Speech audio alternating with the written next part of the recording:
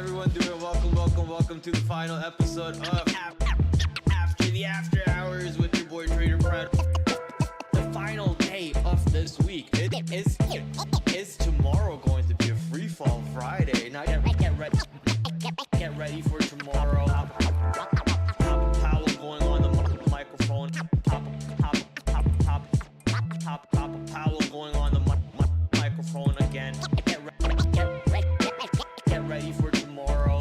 So I do have a watch list ready, but if you guys are ready, hit that like and subscribe.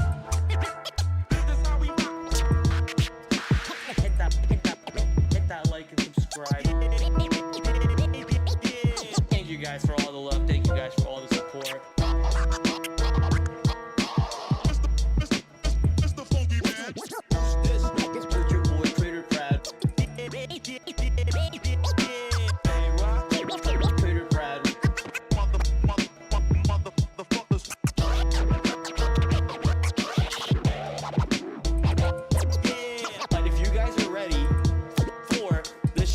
Started.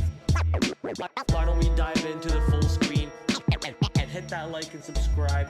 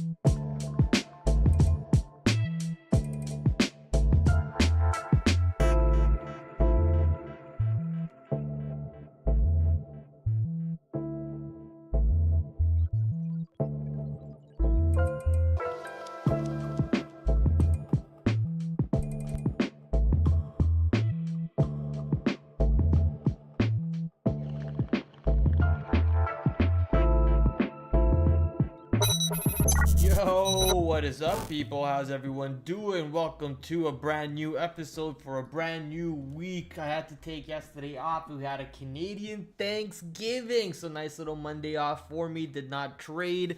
Monday off overall in the country anyway, so just took that break to spend the time with family. Was nice, enjoyed. I don't know if what other Canadians over here. I know most of you are American, so sadly no Canadian Thanksgiving for you guys. But Dieter, I know Dieter is Canadian. Hopefully he celebrated the Canadian Thanksgiving.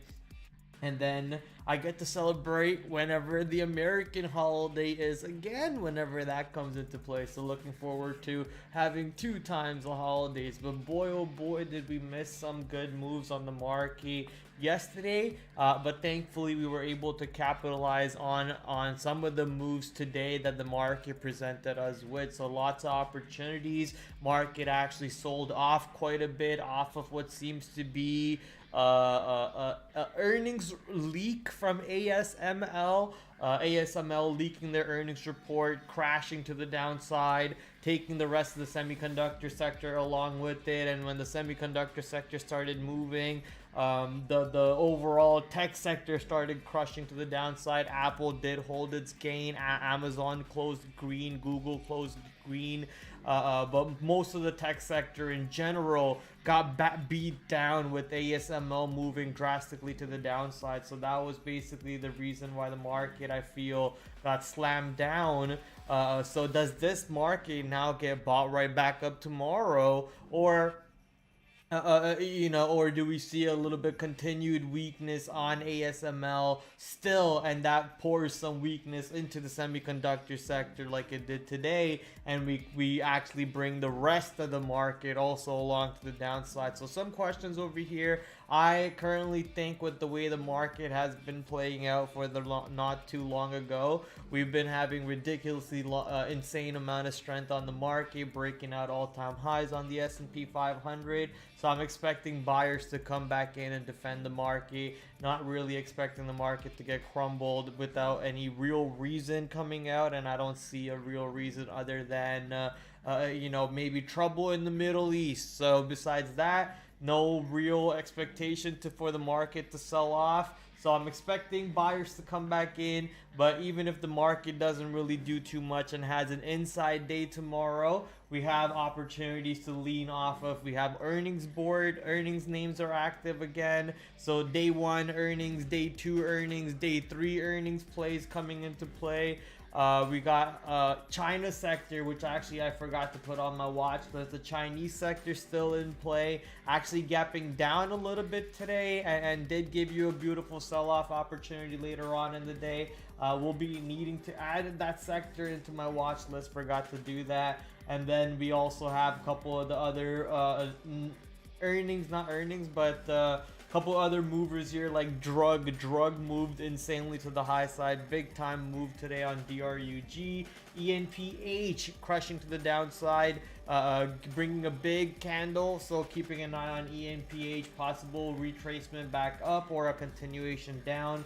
So watching ENPH and obviously Mag 7 and a bunch of other names. So that's basically the watch list for tonight.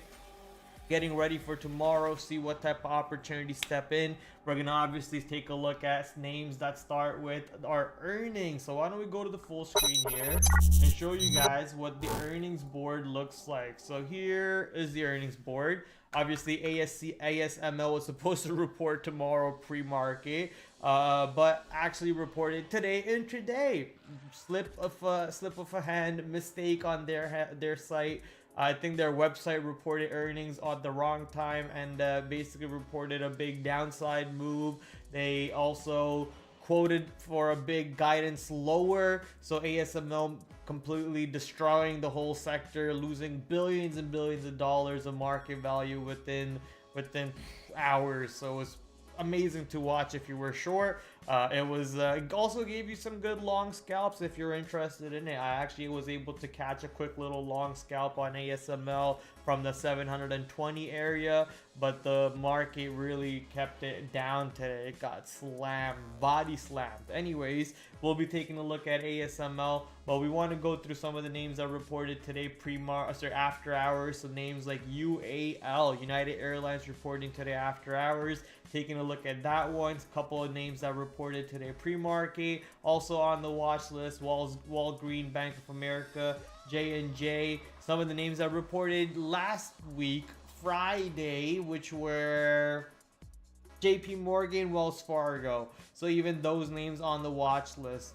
So let's start taking a look at the ones that reported today after hours, starting with UAL. Bringing in Benzinga for this. Shout out to Benzinga. If you guys are interested in checking out Benzinga, for what I mainly use them for is taking a look at the earnings reports or any news. I also listen to Squawk throughout the day when I'm actually trading, but there's also tons of extra features on Benzinga, such as graphing, charting, scanning, alerts, and all that extra fun stuff. So go check out Benzinga for sure. Do not miss out the chance to get a deal on their website. Go use the link in the description.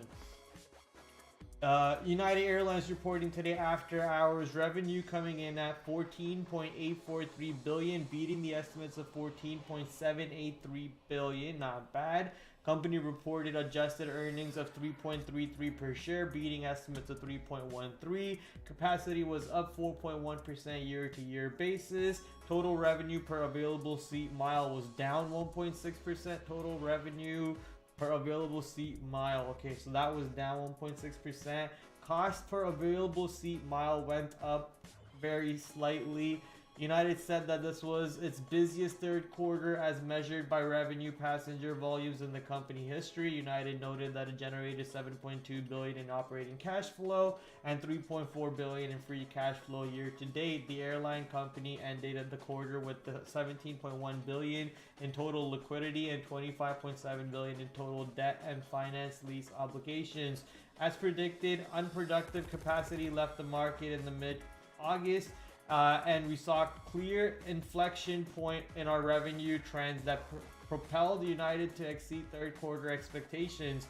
A prosperous summer 2024 is just the beginning, as our improved customer experience combined with the United next positions the airline at the top of the industry for the foreseeable future. I'm not sure how often people use United over any other companies, and you guys are obviously American, so maybe you guys can fill me in on this.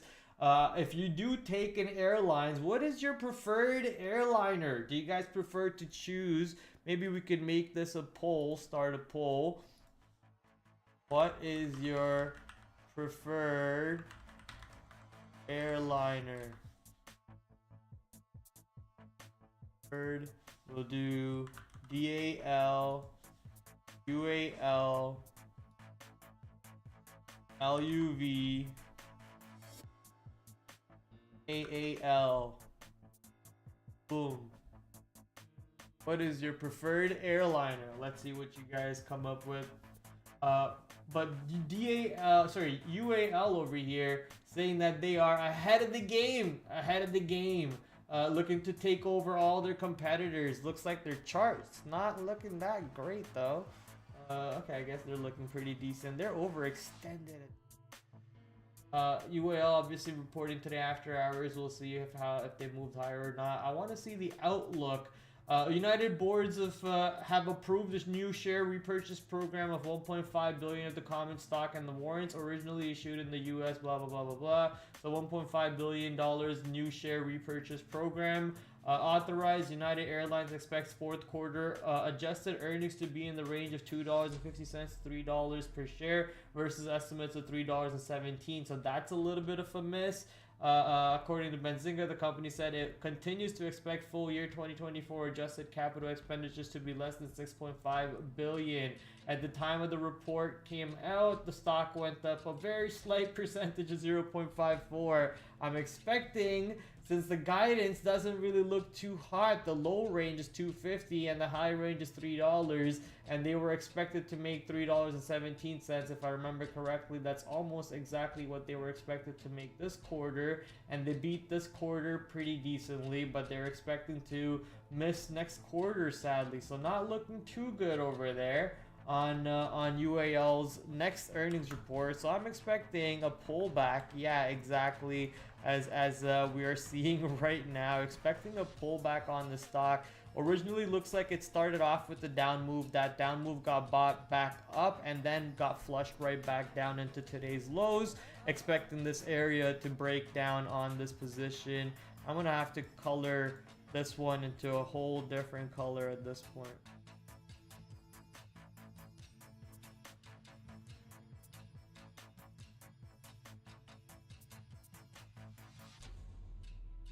Okay, so UAL expecting some selling to come into play. Expecting some selling to come into play on pops. This sector, in my opinion, has caught a lot of traction to the upside. You can take a look at JETS, the ETF, Jets ETF. I mean, that is a monster move, straight one-shot move to the upside. And that's because most of the stocks such as AAL, DAL, UAL, all have been kind of on a recovery stage. I'm not saying that these are too expensive and they have to get sold off. It's just the move is too far, too quick, too much. So it's gotta eventually revert to the mean. So looking forward to see the short opportunity set up, especially if the stock looks weak on some sort of a 5-minute pattern under the 60-minute chart. So right now we have that $62 low made in the after hours that the stock made off the earnings report. If we do actually start seeing weakness or under 62, I think we easily have a big selling into a multi-day sell event off the earnings report over here. Yeah, they reported well. Yeah, there is a share repurchase program, but you know, the future does not look too bright on this position at the moment, and not really expecting winter to be a very hot season for UAL. I think something around the oil names also had a catalyst for these earnings, not earnings, sorry, for these airliners. Most of these airliners had some sort of a oil catalyst, I can't remember specifically, that caused them to go all the way up here to the north side. So looking for some sort of a mean reversion coming into play. Right now, these charts on the 60-minute don't really speak anything to me. They are just one-shot moves. So just looking for, you know, yesterday's high, yesterday's lows, last week's highs, last week's lows. See how these levels come into play on these names, especially the ones that are in the same sympathy basket, such as DAL, AL, or whatever. If they look cleaner on the patterns and they are basically following this stock because this is the one that reported the earnings, then I might just go trade those names instead. So AAL over here, potentially an easier sell opportunity off of this earnings name. You can see how today it basically got sold off for the second half of the day along with the rest of the market. Still ended positive though, surprisingly enough, still ended up positive. But if my go-to choice to short airliners usually is AAL, let's see where DAL is.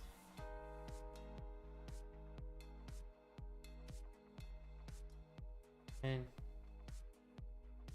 that looks pretty good too, if you ask me. That looks pretty good. That looks like a perfect reject of the previous high from the May 2024 high. A perfect reject off that high from today, moving right back down, rejecting from the 54 break. And now any pops, you're basically looking for a selling, and I don't even think the stock sees a pop tomorrow. I think this one basically carries itself back down along with UAL. As soon as UAL starts seeing the selling, I think this one catches traction along with it, starts breaking some of the other key levels on this name itself. So looking for that ride down on that whole sector. Obviously watching how Jets, the whole ETF, the barometer, which has been catching some volume recently, so shout out to Jets Jefferson. So I'm keeping an eye on Jets for sure while I'm trading any of these positions such as UAL, DAL, AL, or whatever, and seeing if this one is looking bullish or not. Today ending 0.38%.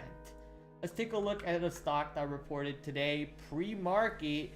Didn't really read the report myself in pre-market, so I didn't trade it at all. By the way, my day, nice and little green day for myself. Let's take a look at Walgreens earnings report.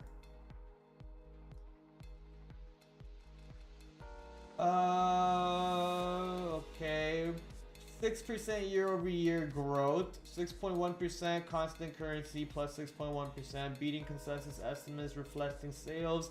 Adjusted operating income was a decrease of 37.7%. Oh, what? Okay.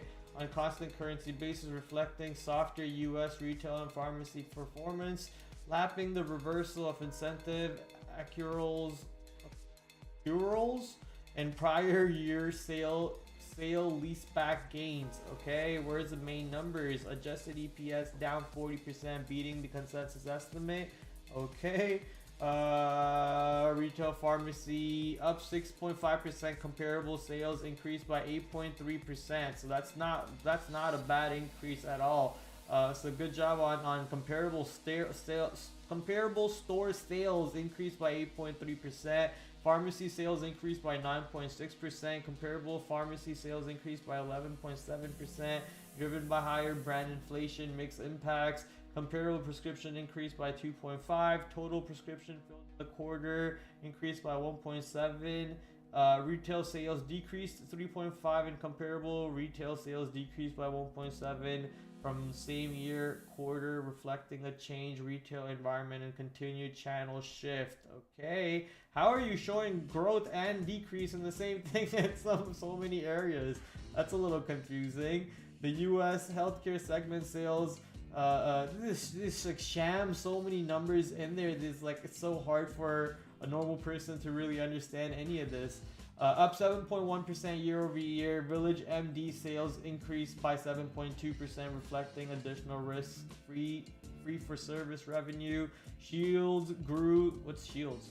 By 27. Oh, what the hell? Where'd it go? Now we lost it.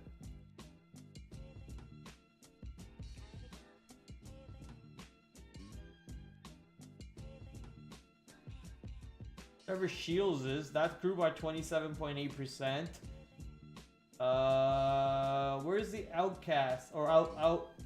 There we go. Guidance. Walgreen Boots gives you fiscal 2025 EPS 1.40 to 1.8 compared to estimates of 1.75, and sales at 147 billion to 151 billion versus estimates of 147.28 billion. So basically within the ranges on both sides for EPS and for revenue. For the next guidance, they look like they currently beat their EPS and their guidance. For the most part, they are growing on comparable stair stools, but it also looks like they were decreasing on some parts of their key metrics also. But for the most part, they were growing across the board, and they are looking to be loved by the market, because as long as I remember, the market actually boosted the stock up by, yeah, there you go, 15.78% to the north side. Didn't read the report in pre-market myself, and I'm glad I didn't waste my time reading that report in pre-market. I would have wasted my whole day trying to read that report and not even caught the trades that I've actually wanted to catch, because hey, I got late into work, so that sucked. But hey, I caught the trades that I wanted to, and I won on them, and that's the only thing that matters, baby. So Walgreens was not one of the stocks that I traded, but we can potentially keep an eye on this name. Where did my hold up, we're gonna have to change the moving averages. Okay, it's already there. So the 2 and the 3, moving averages 2 and moving averages 3. Okay, gotcha. I'll have to get used to this. This is gonna take a lot of getting used to. Okay, maybe I can somehow change the labels to reflect the actual moving averages. I gotta modify the code, and when I say I mean ChatGPT. Okay, so Walgreens potentially keeping an eye on this stock. You know, clear breakout of previous resistance levels. It has struggled for quite some time. Potential reversals coming into play. Big volume spike intraday. Earnings reports being loved by the market. Conference call being loved by the market also, which was apparently at 8:43 a.m. in pre-market. So that being loved by the market also. So the stock just being bought up 15% to the upside. At this point, looking for any reversals to see if they get bought up. Basically, the earnings VWAP, today's VWAP, today's high. How does the stock react at these levels? So I'm just going to quickly drop in the earnings anchored VWAP right there for myself. The white one, which is coming in at, I believe, $10. I want to round it down to $10. It's right around 10.13. That's where also the volume point of control is currently at. If you guys don't know what a volume point of control is, that is exactly where most of the volume was transacted today. So that was around $10.15. So I'm just gonna round it down to $10. Looking for Walgreens to stay above $10 for support and an opportunity to get a nice 50-cent ride back into today's high. And if the stock has even more juice past it, the market has some juice for the long side tomorrow. Walgreens can use some of that bullish catalyst as a day 2 potential and rally from this $10 area right into 10.50, 10.60, and then maybe even a little bit higher than that into $11. So looking forward to see how the stock behaves right into today's high, which is 10.65, and then if we do get a chance to get above 10.65 for a move into $11, that will be great. So keeping this one on watch without a doubt. Next stock that reported earnings today pre-market, J&J. Looks like a pretty decent move on J&J, going up 1%, but starting off the day lower. Okay. So that's the earnings anchored VWAP right there. Starting off the day lower, looks like we actually started right into last week's low. See how today's low was exactly last week's low. Somehow these key technical levels come into play so beautifully. I love looking for how the stocks react off of these levels. It's just a straight one-shot area to the north side after opening up into that area. We opened at 160. We pushed back into this anchored VWAP. We pushed back into this last week's low. Buyers came right back in and we bought it right back up into above yesterday's high and basically closing above yesterday's high. So pretty bullish reaction off of the pre-market to the day open on J&J. Almost a complete reversal. Not almost, it was a complete reversal because we sold off in the pre-market and then we just rallied, creating a double bottom on the daily chart, basically trapping a lot of the shorts. If any short hasn't already gotten out, they possibly will be getting out once we actually start taking out some of the higher levels on this name. Obviously, this is J&J we're talking about. It's a boomer name with a $2 ATR.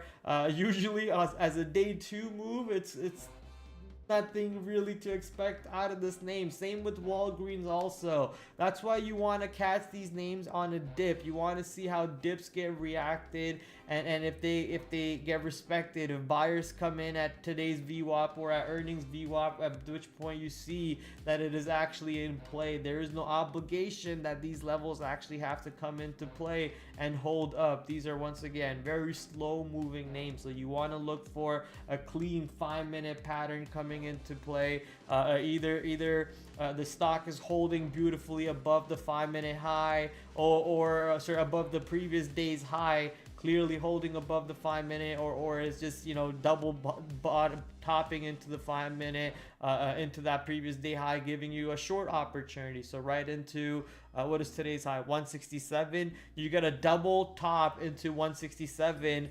on like a 5-minute pattern. You get to short the stock basically twice over there if you see the selling on the time of sales coming in. If you see the stock clearly holding above today's high or even the earnings anchored VWAP, then sorry, today's VWAP or even the earnings anchored VWAP, which should be today's VWAP basically, then you have an opportunity to look for a long, because buyers are still respecting what yesterday's best price was. And if yesterday's best price is also today's best price and buyers are dying to gobble up the shares at that price level, then you want to be potentially participating in that action, because you can get a free ride into today's high as we trap some more shorts, because it looks like we do have a little bit of a selling action taking place in front of this 165 to 166 area on J&J. If you just zoom back in over here, you can see how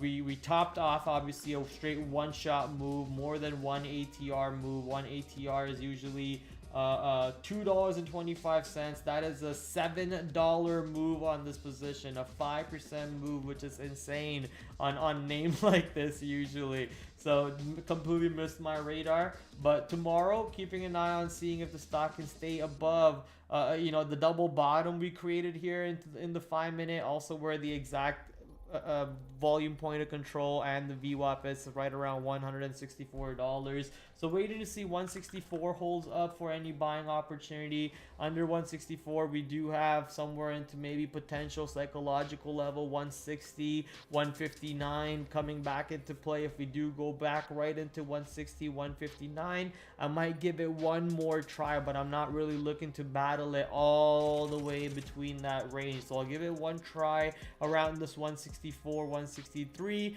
then I'll give it one try right around 169, 150, sorry, 159, 160 for J&J. But the priority on this name, guys, very low. It's a boomer name, right? Boomer name.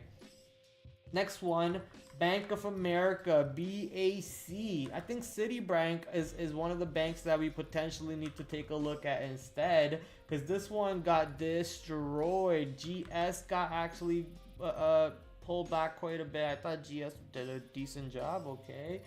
GS got pulled back. JP Morgan did not really have too good of a day itself. Morgan Stanley reports tomorrow.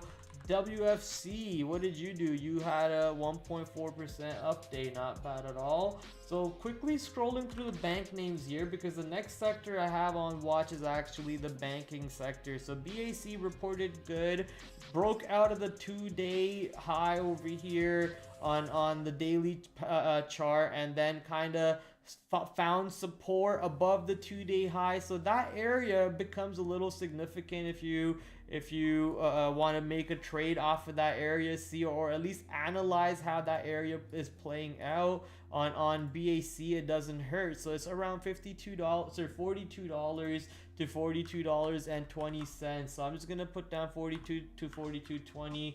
Keeping an eye on Bank of America. You're basically playing an under over off this zone. If you're seeing selling under 42, then you're basically looking for an easy short right back down. Even though the stock might have reported well today, the sector could be overextended. A lot of the banks have been kind of breaking out, and especially if the ETF is now pulling back under Monday's high, let's say, right? Monday's high is around $47 if I remember correctly. 46.85, so let's say 47. So if XLF is trading under 47, I don't expect Bank of America to be trading above 42. So way easier opportunity. You got a bigger ATR trade also to play off of this, so you can just short through 42. Look to see if we can find some selling under Monday's low, which is right around 41.72. So if we can find selling under 41.72,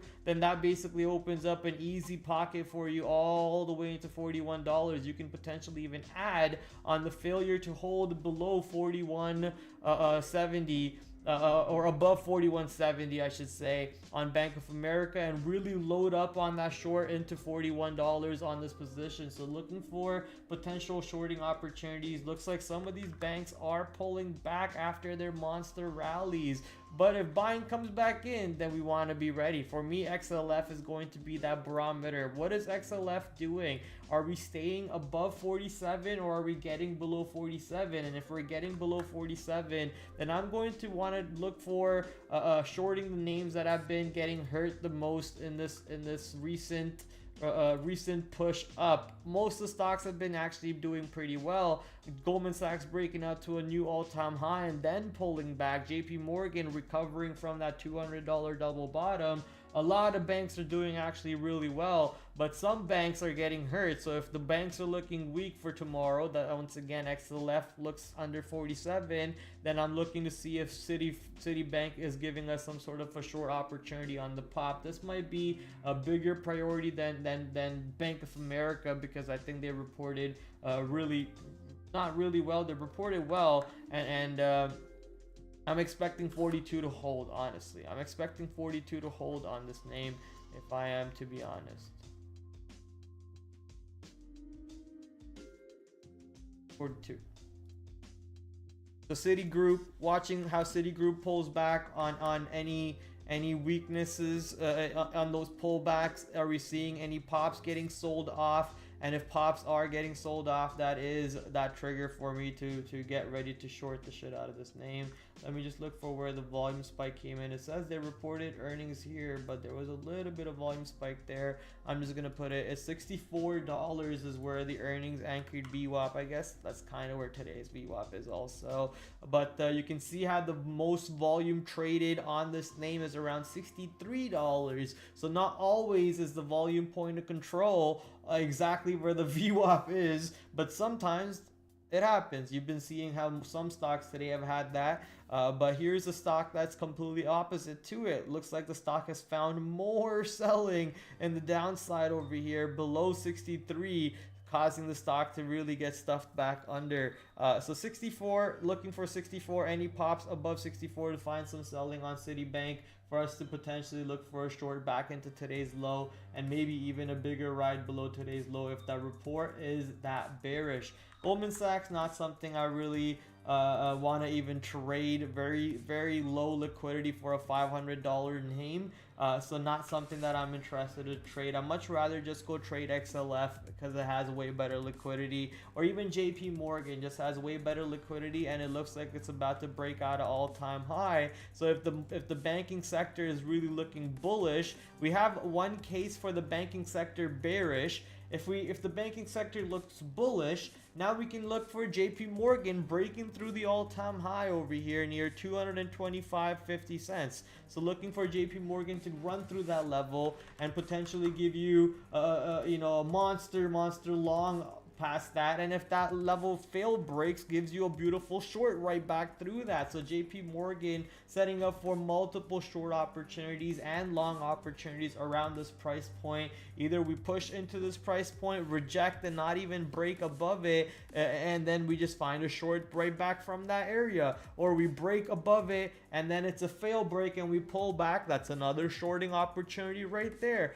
If we actually break above it, pull back, and find buying above it, that's a long opportunity right there. So you can get long on the breakout, get long on the pullback and the hold, and get paid out for both of those long opportunities. Or you can get short on the run up, see if the stock is able to find selling into the run up. If it does, you hold the shorts and you get paid on that opportunity. Or you can wait for it to break out and give you a false breakout, but if it never gives you a false breakout, then you want to be ready to slam the longs because it's no longer a short. The false breakout is now running to the upside on the stock. All right, so JP Morgan for the longs, if XLF is looking strong, Citigroup for the shorts, if XLF is looking weak.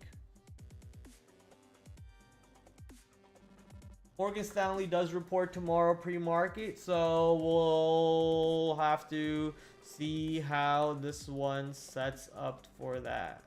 This one reports tomorrow pre-market. We'll just have to wait. Can't.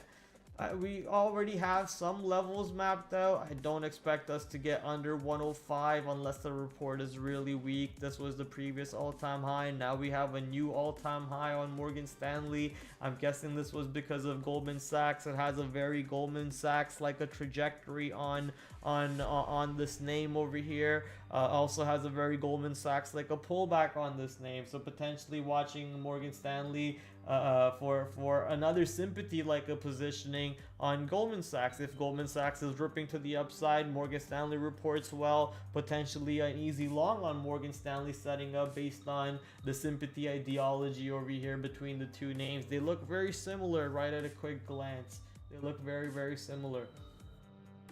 ASML, the name that kind of destroyed the market today, absolutely clapped the market. The high of the day for $873. And we absolutely got body slammed on this position. Let me just delete all of my drawings because I don't need them anymore. Yeah, delete them. So ASML getting absolutely body slammed today. Earnings reports kind of hurting them, not really giving them any strength at all. Volume increase, also $700 name. I tried a long, when there's a name like this giving you a big R-ball like that, there is liquidity for you to play with. But Goldman Sachs, I don't expect it to give you good liquidity to play with, so I'm not really looking to make any plays on that one. There's way better names for us to play. I think ASML might even give you a better trade tomorrow than Goldman Sachs, honestly. But there's also a better name that can give you even more opportunities to play with, which we'll talk about in a bit. So ASML kind of false broke 720. It got under 720 to 717 and 50 cents, and then immediately got back above 720. So in my opinion, this whole range from 720 to 717, 715 on ASML is kind of important. Kind of waiting to see if buyers can come in on that dip over here. And respect some value to this name. Even though they guided lower, they're not going bankrupt. They're a pretty important part of semiconductors, if I remember, and they're not going bankrupt anytime soon. Yeah, they guided lower, but at the same time, you're watching Nvidia ship out so many chips for GPUs just today or a couple days ago, we find out that Microsoft has bought more billions, Meta has bought billions, Tesla has bought billions worth of this Blackwell Nvidia chip that is basically causing Nvidia to start breaking out to the high side. Now the second largest company, publicly traded company, maybe not anymore because you know it sold off today a little bit, but anyways, that's a whole different topic.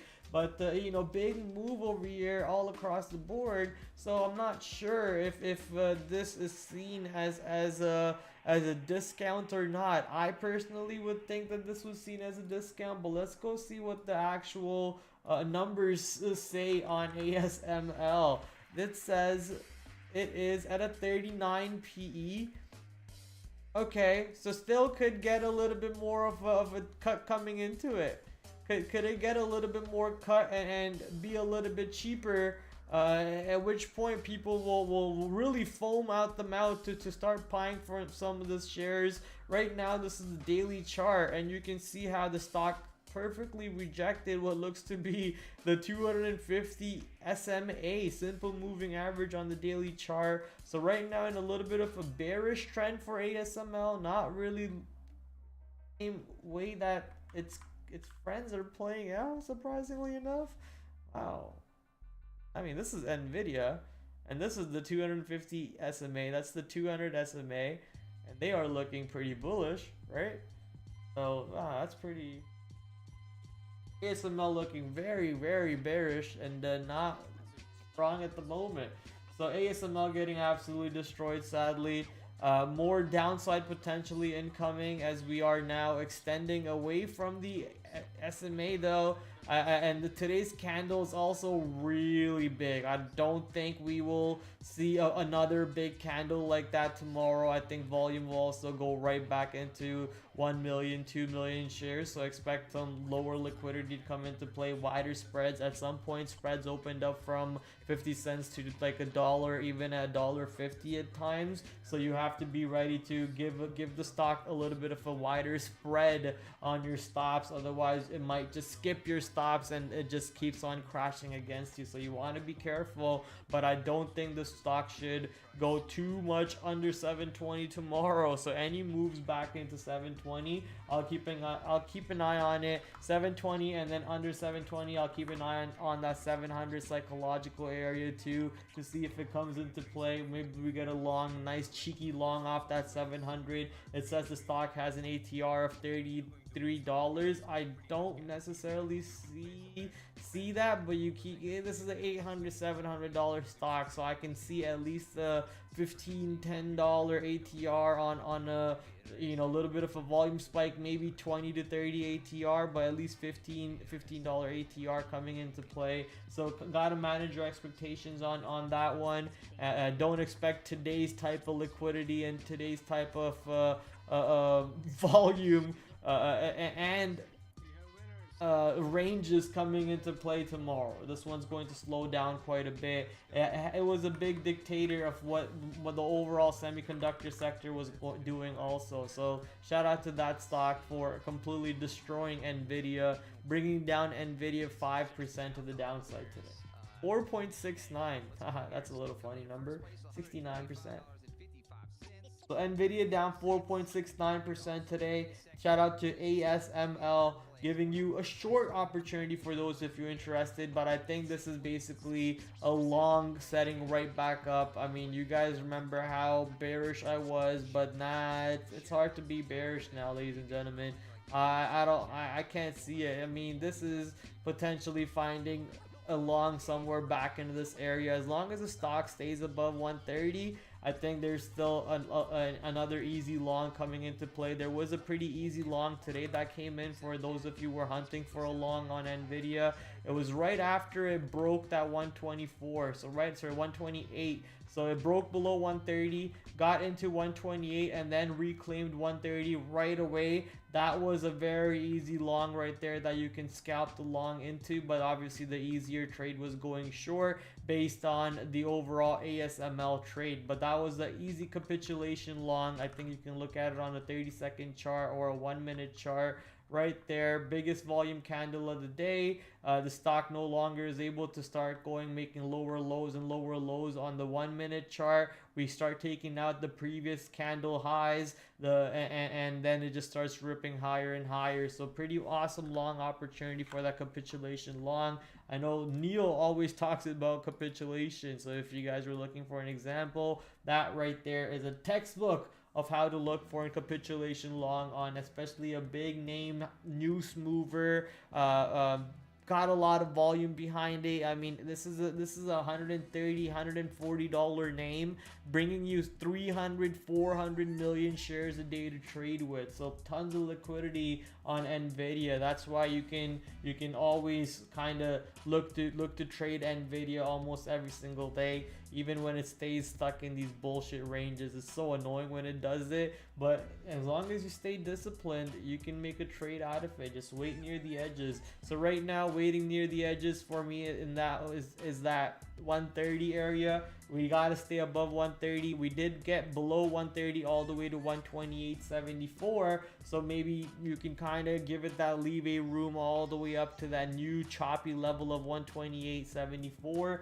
to see if this Nvidia stock can stay above it. But most importantly is just SOXL. So you're watching how SOXL behaves, because ASML could still start playing some games. ASML, SMCI slowing down a little bit, but if SMCI breaks back above this 48.50 zone that we keep talking about, from that $48 to $50 area, that is potentially another breakout right back up to the north side on SMCI. So you gotta watch this one. If volume picks back up on this one, that's gonna be a little insane opportunity. Micron kind of breaking out and then slam right back down, so Micron looking weak.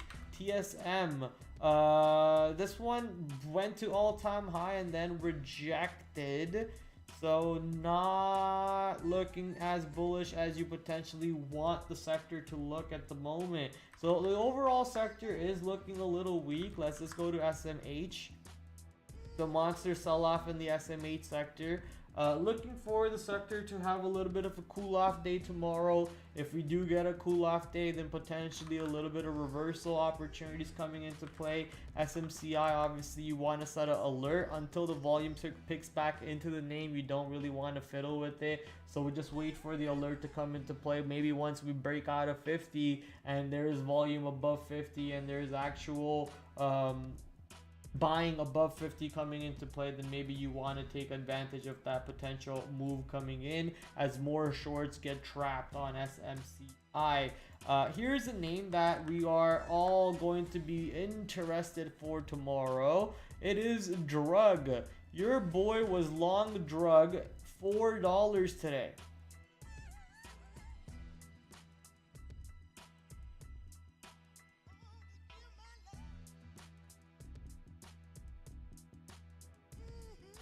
God, I fucking suck.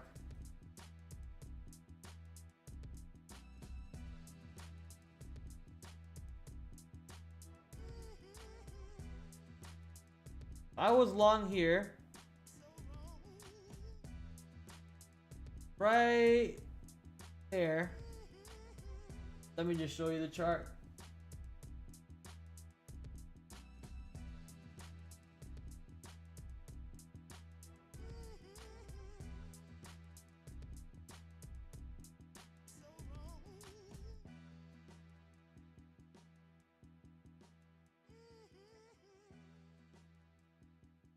Right there. Right there. I'm out. I'm out. Paper hands. I thought that was the move right there. I was like, okay, $2 move. I don't think there's more left in it. But that's what happens when you guess, when you estimate. You know, you don't let the market give you the answer. You just make up an answer out of thin air because you're stupid. So I did that and I had to pay for it. And what was the answer that I made? I did not put a stop under the halt low. The halt low was 550. I put a stop under 550, 579. For some reason in my position, I was like, nope, I don't want the stock to go back down and I get stuck into a halt down. So I'm just gonna move my stop a little bit higher than the halt band, but I don't even think that was the halt band. And never did it really break that low. Obviously, hindsight 2020, you feel smarter, but at that very moment, I was thinking I should just move my stop to the lower of that candle and then just trail it higher every single time. Just trail it higher, trail it higher. And had I just kept trailing it higher to every single halt bar higher, every single halt bar low, I would have never had to look back. I had opportunity to get long here. I was looking for it. I did not look long, but then eventually when these pops looked like they were getting sold off, I looked for a quick little short, and I basically gave back whatever I made on this quick little long on that position. And boy oh boy, am I glad to close that short right away, because look at this name today. How will we were? Wow, we were. So very small float, 22 million float. I think 22 million. What is it? Rug. Sorry, 2 million float. Why did I say 22 million? 2 million float, 3 million float, 3% short float. But I'm expecting a lot of people to potentially. I know a lot of people got blown out today. Sadly, a lot of people I respect got hurt real bad on this name trying to short it. Very low float, and they got blown out as they were taking big position shorts. They were expecting the stock to really plummet somewhere in the same areas that I was potentially looking for it to plummet, and they all got stopped into the halt ups over here and weren't able to get out, so they had to get out at worse and worse prices. So the stock was just simply short squeezing to the upside, a nice and easy small cap short squeeze. So now that we got the short squeeze into $60 damn, what does the stock do? When the stock was around, I want to say $5-6, it was $3 for 100 shares short. When it was around $11, $12, $14, it was $6 for every 100 shares short. Now at these $50, $60 areas, I'm expecting the stock to be, you know, $13, $15, $20 per 100 shares short for the locates. So it's going to be a little expensive. We'll see if more shorts get trapped. And for that, the higher the stock stays above in the pre-market and the higher the stock stays off the open tomorrow, the juicier the short setups are, because people keep getting trapped. Focus on kind of what the stock did over here right off the open today. It kind of inched higher. It looks like the top came in, but then it didn't really go lower than a certain price. It just kept trapping the shorts, trapping the shorts, trapping the shorts. Eventually the shorts tried, screw this, I'm out, and they got away. And then they just kept trapping the shorts at a higher price, and they said, screw this, I'm out, I'm walking away. So they just keep trapping the shorts. Kinda at this point into the after hours, very low liquidity, so I kind of don't really want to overanalyze this area. In this area, we're seeing a little bit of change now of that characteristics. But for me, it's more this $20 pocket. So as long as the stock it pulls back into $20 and stays above this area, potentially another trap for the long side. But usually after a move like this, I don't want to say I know what I'm talking about, because these are small cap names. I kind of stay away from these names, so I usually don't know what I'm talking about. This is all-time high on this name. Is this going HKD level? Oh my god. This is going HKD level, isn't it?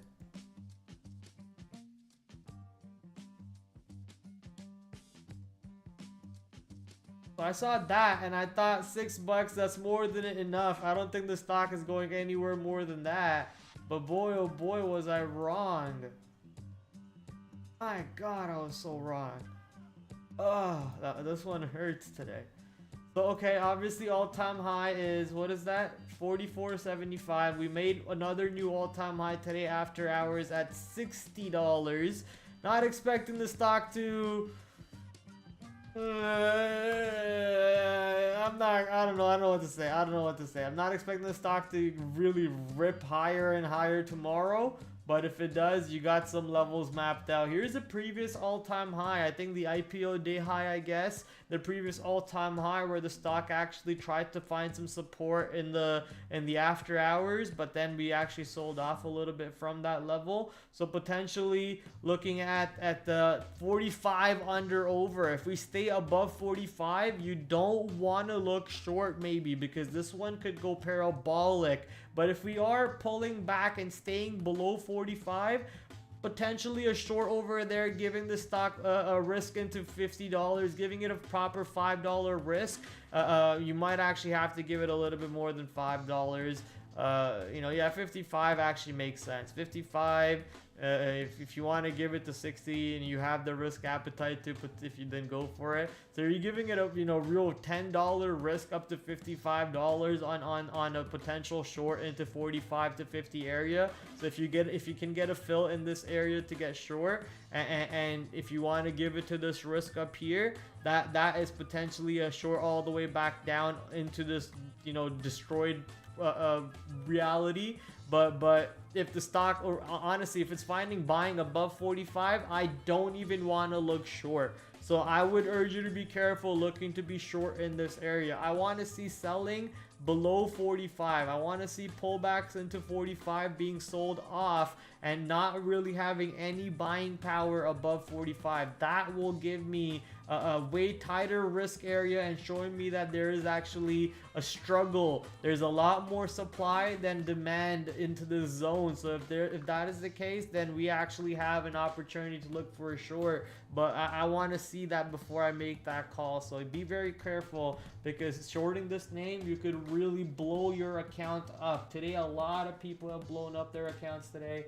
A lot of people I respect, they didn't blow up their accounts, but they got hurt quite a bit. So I don't want you guys to be in that same boat.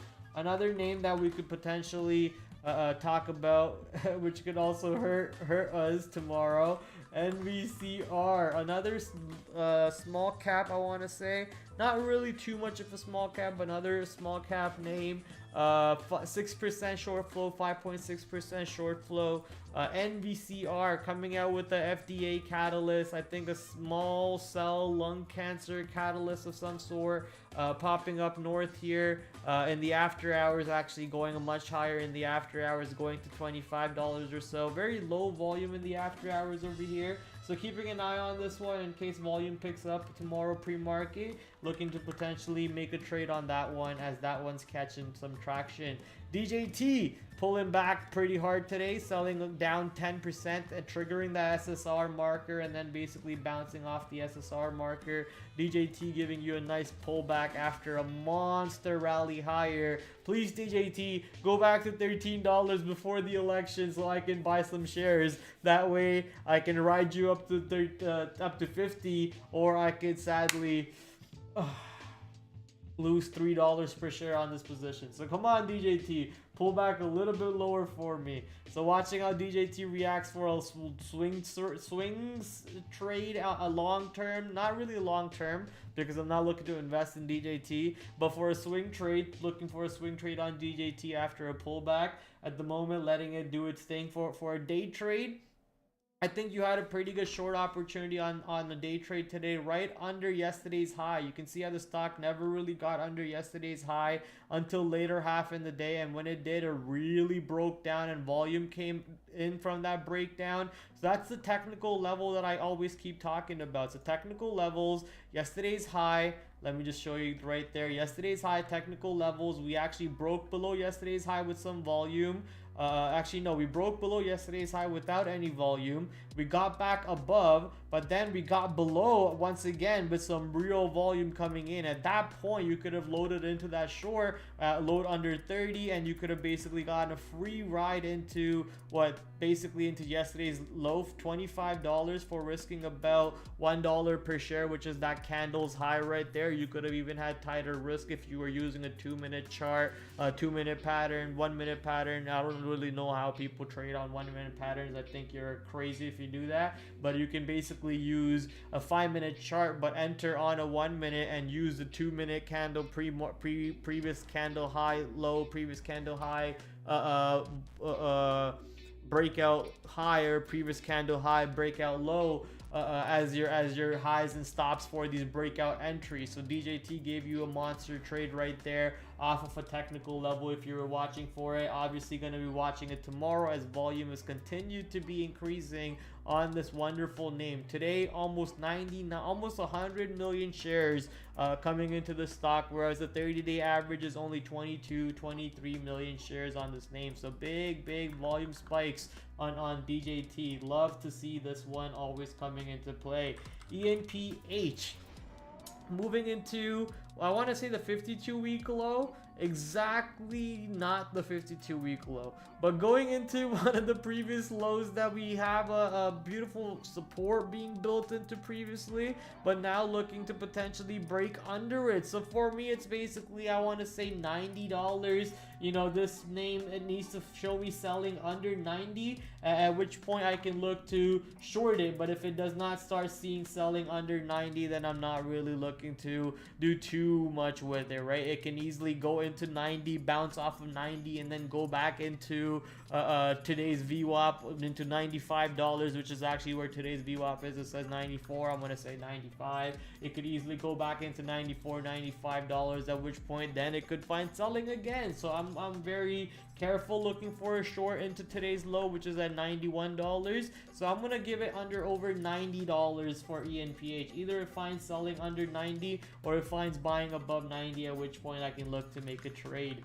Apple, I guess we're at the last sector of the day, which is the Magnificent 7 sector. Apple looking to take out the all-time high. Okay, Apple, calm your jets over there. But before we go into Apple, let's go to FXI, the Chinese sector. The Chinese sector actually giving you a nice pullback. It gave you a monster short today if you were looking for it, and I kind of capitalized on that short on BABA. So right as FXI was taking out its intraday short, low right into $31.50, I took a BABA short right into its intraday low breakout right into 103 area. So taking that 103, actually no, I took the pullback short into 103.50. So pullback short 103.50 and basically riding it to the downside. Monster short opportunity, 5% to the downside today on BABA, giving you some weakness over here across the Chinese sector. So that's a exact picture perfect, I guess you can say pinpoint perfect price placement on BABA at the moment. Pinpoint perfect price placement. Wow, what an alliteration. I'm a genius. Alliteration. I finally get to use this word that I learned quite some time ago. So pinpoint perfect price placement on BABA over here on the pullback, basically moving right back into September 2024, September 26th lows, sorry. September 26th lows. At this point, we can basically look for the easy under over on BABA. I guess you could say the 100 level is a psychological level on BABA, but you know, it's an easy level at this point. I think we blow through 100 if BABA gets below 101.50. And if it stays above 101.50, I think we easily stay above and continue rising back up. So how does the Chinese sector react overnight? How does Hang Seng react overnight? Do we get more selling across the board? Does BABA actually gap down and give us a potential pullback to short into? I expect us to not have an opportunity to short around 101.50 tomorrow. It's either gapping down or it gaps higher. If it gaps higher, it's a way better opportunity to look for that short through 101.50 in my opinion. If it gaps lower, as a pullback, I don't think 101.50 should come into play, because if it does, then that means buyers are still strong. But if 101.50 does come into play, then potentially some selling around 101.50. If it's there, then we can look for the short through that level once again. So a bunch of ideas opening up, some open pockets. This has been a crazy extension, some mean reversion coming into play. The stimulus was not previously stimulus is not as juicy as previously expected or thought so from these names. So a lot of these stocks are now seeing people, whoever put some money into this, they're taking their money out of it, they're taking their profits and running away from it. They're enjoying the rally that the market gave them, so they're just kind of, you know, quick exit. So looking for some reversal. Pinduoduo looking to give you maybe a little bit more juice into that very same September 26th lows. So this one's got a little bit more room, I would say, for Pinduoduo. TIGR also below its October, is that September 26th lows? September 26th lows all the way in $4 for TIGR. So maybe more room for this one to sell off if we actually stay below $7 on TIGR. However, volume on this one dying down pretty drastically, and I don't like looking at these low volume names with the low prices. You know, TIGR not an expensive stock, so ideally I want to see it stay below 720, and I want to see it find selling below 720 for us to look short, especially if the Chinese sector is looking weak. But if the Chinese sector is looking strong, then you want to look for maybe BABA looking long above 101.50. So I'm looking to see how that one happens on TIGR. Pinduoduo, FXI, FUTU.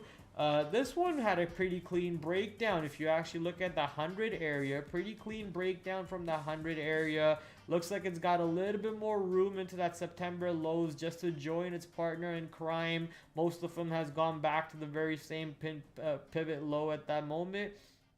So this one's got a little bit more room, but you know, this is a expensive stock, low volume, not really looking to be involved in a name like this when the spread is insane. I think I'd much rather trade Baba, Pinduoduo, JD, or Baidu for these Chinese names, honestly. So I'm much rather just go take a look at these names. Baidu pulling back big time over here, getting below the September low, going all the way back into previous consolidations over here. So Baidu really pulling back. So wow, slap down on Baidu. Maybe Baidu is the one to really look for weakness on pullbacks, especially if the Chinese market is weak. So maybe Baidu, you want to keep this one at the higher tiers of your watch list tomorrow.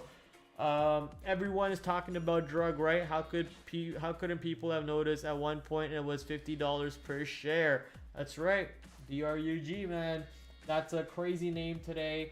I'm just upset that I didn't trade it to my fullest potential. Maybe I did trade it to my fullest potential, and my fullest potential is that I'm shit and I need to be better. Maybe that is what the story is. Apple almost breaking all-time high today. Tried to potentially, I guess it did break out through all-time high, but didn't really have buying above all-time high, so it got slammed right back down from that level. I'll be honest with you, I did not know that was the level on Apple. Had I known that Apple was making a charge into this price point, I would have kept a closer eye on this stock. I know that Apple was really bullish today, so I didn't really want to short Apple. I also noticed that when the market was selling off, Apple wasn't really going below its VWAP. So I was like, oh my god, am I really gonna look to short Apple? I said no, forget it. So I didn't bother to look to short Apple, and I looked like I think I missed out on a sick opportunity there. However, I did short Microsoft today. Microsoft short as we broke below 520. It had a nice little intraday pattern. We had off the open, we kind of opened to 522.80, 522.50 area.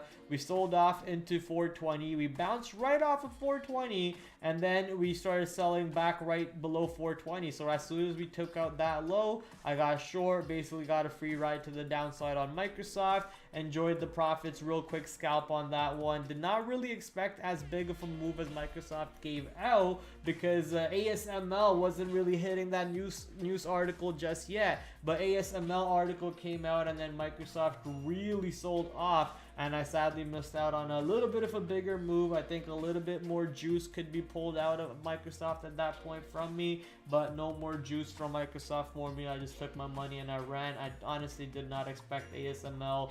You know, you can't expect news catalysts like ASML to come out and really help you out in a catalyst like that. So we missed out on some juice there. Tesla. Consolidating right now. It took a little bit of a beating from that robo-taxi event. Apparently that the people talking in the robots, well, I shouldn't say people talking, I kind of ruined the whole statement here. The robots that were in the Tesla robo-taxi event, the Tesla robots, actually were people with microphones who were communicating with through speakers and so on, but the robots were real. So the robots were real, but the comms, the communications were actual people with the speaker somewhere nearby, or not a speaker, a microphone somewhere nearby. So that was a little bit of a scam, if you ask me, on that robo taxi event. MKBHD had a pretty decent video. That's Marquise Brownlee. He had a pretty decent video about the Robo Taxi event because he was there. So you should probably check that out. Very, very detailed event, I would say, or detailed video about that event, I should say. And I enjoyed it thoroughly. So I'm not really sure how to read this event.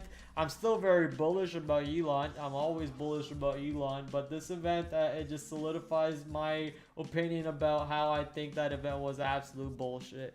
That event looked very bullshit, and if you watch Marquise Brownlee's YouTube video, you will kind of understand why I think that event was bullshit. He just solidifies my theory. So I think obviously the stock took a little bit of beating. It's compressing its ranges at the moment. Let's see if buyers can step back in eventually and propel the stock right back up, or do we find some selling right back down? I know Momo, who hasn't been in the chat for a long time, is waiting for Tesla at $11 or something ridiculous like that. So whenever that price comes, please do let me know, because I am ready to mortgage my mom's house, my brother's house, my grandpa's house, my sister's house, everybody's house, and buy Tesla at that price. All right. Amazon. Not sure if there's a day trade here on any of the other mega techs other than really the main ones such as Meta compressing very, very well and holding this 580 bottom beautifully at the moment. So for me, I think the main stocks in the Mag 7 that I want to keep on are just going to be Meta 580 for either it's above 580 or below 580. Then you're watching where is Apple? Then you're watching Apple into the previous all-time high, into that 238, 237.50 area. Then you're watching Nvidia, which is obviously slammed back down today because of ASML. That one's having a 128 to 130 above under kind of zone that you're playing with. So watching these three Mag 7 stocks, so it's basically Mag 3 that I care about, kind of with a sprinkle of Microsoft, and maybe if Tesla, if volume picks back up and Tesla's ready to break out of one range higher or one range lower, then we can potentially look for some trades there. But mainly it's going to be potentially the banking sector that we're going to be involved with, the semiconductor sector thanks to ASML that we're going to be involved with, the China sector, China number one, the China sector, and then obviously DJT, ENPH, a little sprinkle of those names, drug NVCR if NVCR has some volume, and as we just mentioned, Apple, Meta, Nvidia, and maybe Microsoft, maybe. That is basically the watch list for tomorrow. Let's go take a look at the IPO calendar real quick, see if any hot new IPOs are setting up. We are on the 16th, nothing. So no IPOs that I care about at all. That is awesome. What does the econ event calendar look like? Economic event calendar is looking pretty dead. We got absolutely no 3-star events tomorrow coming out throughout the day. We got maybe couple 2-star events, but looks like they shouldn't really impact the market too much. So at this point, we just got the earnings names that are potentially going to move the market around. If some of these names are in the S&P 500, they potentially have some weight on the S&P 500. They potentially have some weight on other names in their very own sector. You can see a lot of banking names are in this pre-market board over here, so potentially XLF moving quite a bit tomorrow. The banking names having some sympathy off of these names, but Morgan Stanley giving some sympathy to the big names and the small names potentially. So looking to see what that happens over there. ASML obviously already reported. ABT, I'm kind of forgetting if I have that traded before. I think I have traded ABT before. Yeah, I have traded. You can see how I have all these things marked on these on this name before. I'm just gonna delete all those names, get rid of them. But ABT potentially setting up for some trades in the pre-market. So we got some pre-market names that can move the market. We got some watch list names that can move the market. Here are, oh, Wolf. I almost forgot about Wolf. Was that an earnings name today? Company announced it signed a non-binding preliminary memorandum of term for up to 750 million in proposed direct funding from Chips and Science Act. So this is another semiconductor name, Wolf, that actually rallied pretty hard today. Did sell off quite off the open, but rallied pretty hard in pre-market. So monster move intraday, 21% move to the upside. So potentially keep this one on watch for the semiconductor move. If the semiconductor sector is strong tomorrow, Wolf are holding any of these levels, such as the tech levels from today's low, today's VWAP. If we actually start getting above today's VWAP, that could be some longs over there coming into play on Wolf. So keep this one on watch for sure as a day 2 opportunity. Today was basically day 1. If you throw in an anchored VWAP, well, you could throw it from where that move basically started.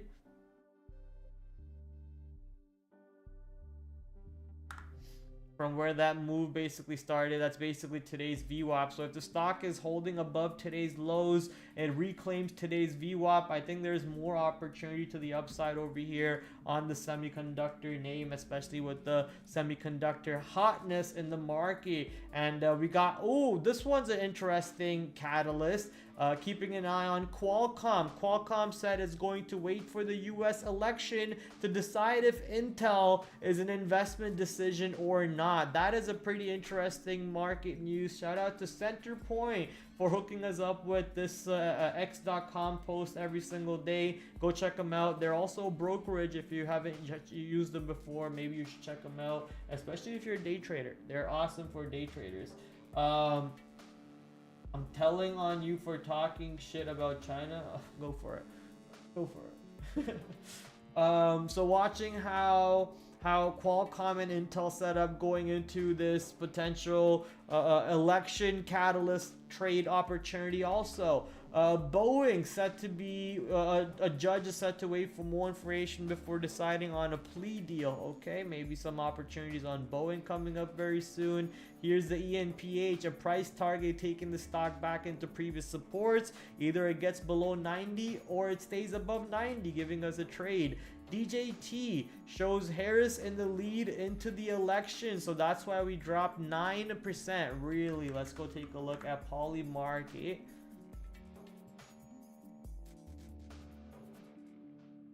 Still says Trump 58%.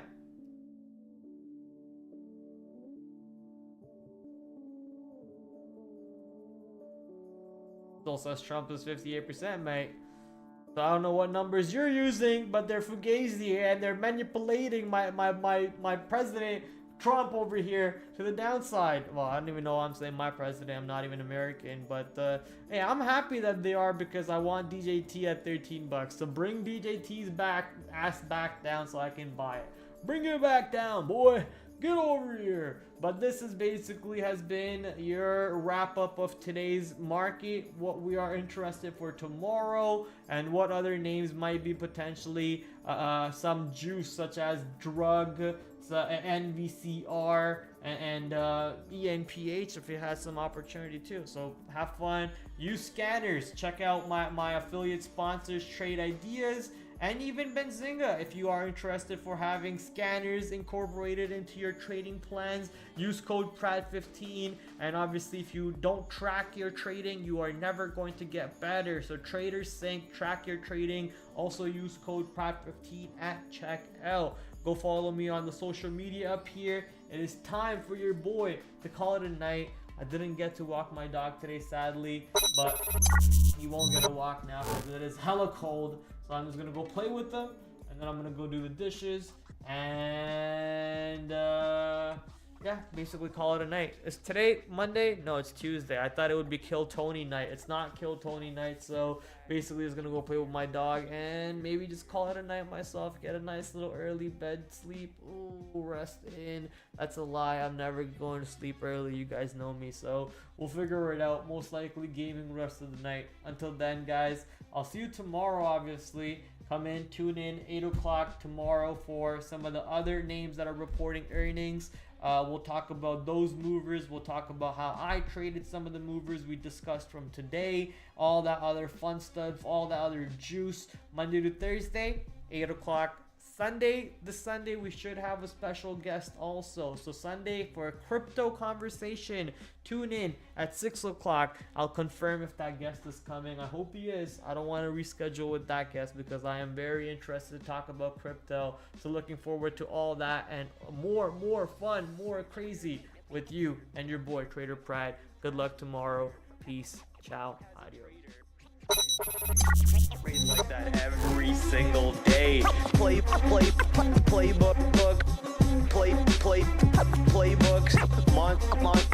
monster moves on the QQQ, monster moves on Nvidia and other positions too, all across the board. Magnificent 7 also had a pretty good day on themselves today, so pretty good moves across the board. Tech basket get destroyed.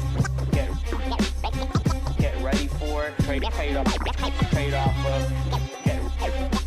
Get ready for the watch list for tomorrow, ladies and gentlemen. So I'm gonna bring in my big screen over here. Back to another brand new week of After the After Hours with your host TraderPrad. I'm doing great. Hopefully you guys are joining me on that great side. Markets are moving around. Might just be a risk on type of day, so let's see what happens. 8 o'clock tomorrow, as you guys know, we do the stream Monday to Thursday, 8 p.m. Shout out to my affiliate sponsors, Benzinga, Trade Ideas, the #1 scanner to go to, Trader Sync, promo code down below, promo code PRAD15 to get 15% off. I will catch you guys tomorrow, 8 o'clock, same time, same place. Until then, TraderPrad out. Adios.